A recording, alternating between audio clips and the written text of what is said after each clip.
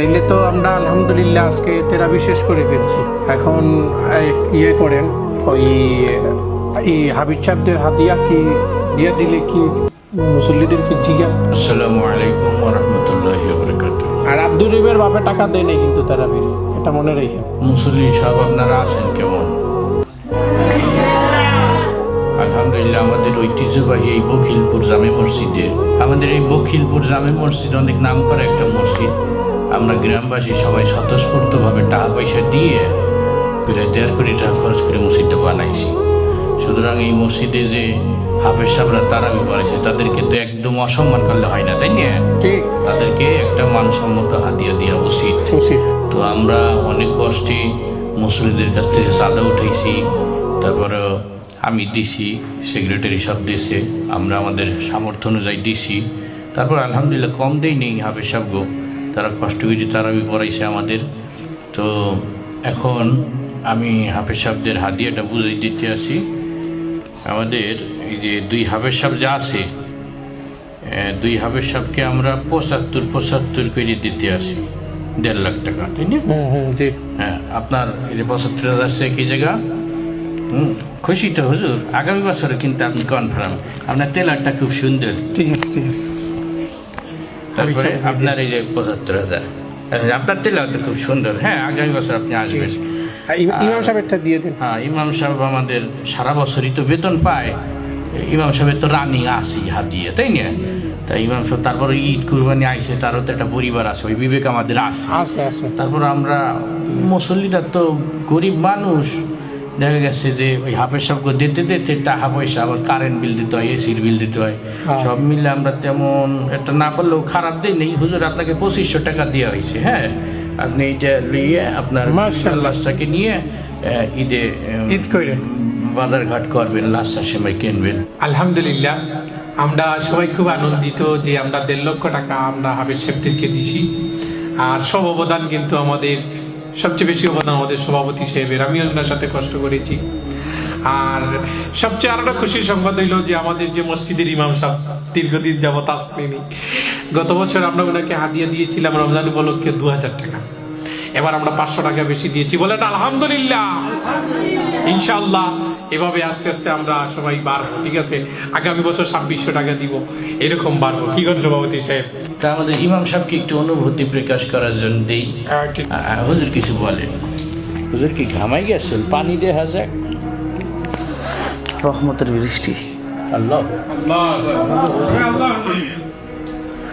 আলহামদুলিল্লাহ, আপনাদের বখিলপুর গ্রামবাসী সকলের উদ্যোগে অনেক টাকা কালেকশন করছেন শুনেছি, 1,65,000 টাকার মতো তুলছেন। আলহামদুলিল্লাহ, আপনাদের নামের সাথে আপনাদের গুণেরও মোটামুটি ভালো একটা পরিচয় আমি খেয়াল করলাম।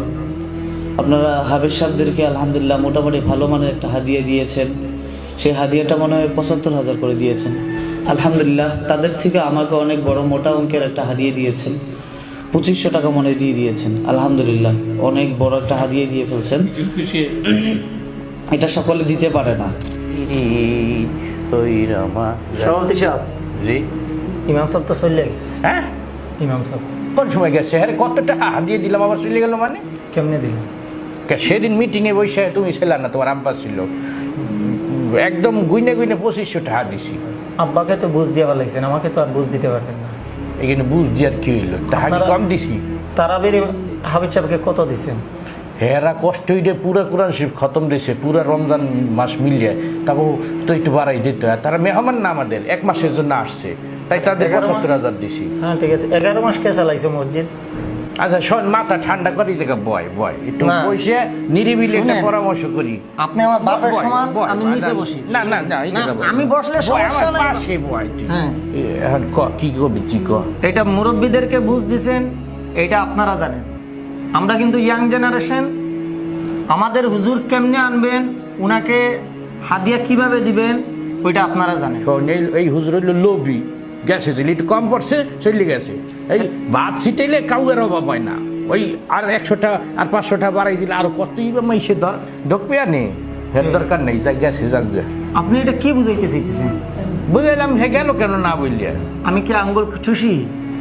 আপনি আমাকে বুঝিয়ে দিবেন আর আমি এটা বুঝবেন না চলিয়ে দেবেন। আমি এটা বুঝি না, আপনি ইমাম সাহেবকে দিবেন টাকা, হাদিয়া বাড়াইয়া দিবেন, যেইভাবে তেরাবির হাবিব সাহেবকে দিছেন ওইভাবে আপনি দিবেন ইমাম সাহেবকে।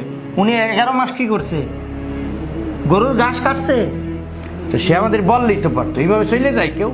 আচ্ছা ঠিক আছে, এটা আপনি জানেন আর আপনার কমিটি জানেন, ঠিক আছে? আপনি যখন দিতে চাইতেছেন না, এটা আমরাও বুঝছেন, ইয়াং জেনারেশনরা কি বুঝবা আর কমিটি কিভাবে টিকে কিভাবে থাকে এটাও আমরা দেখে নেব, ঠিক আছে? বাজান বাজান শোন শোন শুনেন। শোন শোন মস্কারির একটা সিস্টেম আছে। আচ্ছা ওই এখন কি হর মেয়েডে ক তুই বেটা এসে খালি চেতলে বুঝে বলতে হবে না, আমরা বয়স হয়েছে না, একটু বুঝাই কয়। কেন আপনারা বুঝবেন না? কিন্তু এখন কি করতে হবে একটু আমার বুঝাই ক, আমার মাথা কাম করে না।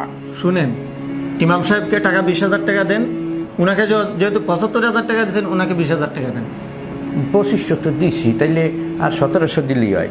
আচ্ছা ঠিক আছে, এগুলো না না দিছি, ডেটে আছে, আমি এখনই ডেটে আছি, ওই সে তো চলেই গেছে, দিমু কেমনি এখন? দেন, বিকাশে পাঠান, আমার কাছে নাম্বার আছে, বিকাশে পাঠান। বাবা হুজুর 5,000 টাকা বেতন পাই, আমার বিকাশও খুলে বেলাইছে।